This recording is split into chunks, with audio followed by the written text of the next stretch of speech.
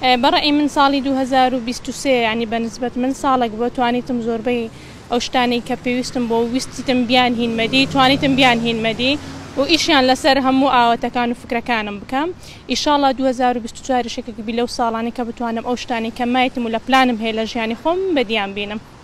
بە خۆشحاڵیەوە ساڵی 2023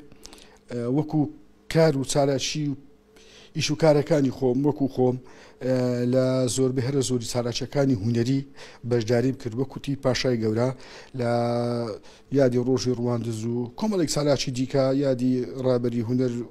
خوا لێ خۆش مامۆستا زرار و کۆمەڵێک سالاکی دیکە ئەنجامدا لەگەڵ برادەرانی تی پاشای گەورە و برادەرانی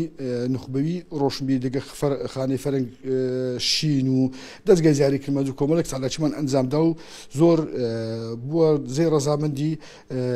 هونەر دۆستان و ڕۆشنبیران. بۆ ساڵی 2024 بە هەمان شێوە بەرنامەم هەیە وەکو خودی خۆم هیوادارم ئەو بەرنامەی کەدام نایە ئەگەر سەتا هەفتاشی جێبەجێ بێتە دی سپاسگوزارم و هیواداریشم ساڵی 2024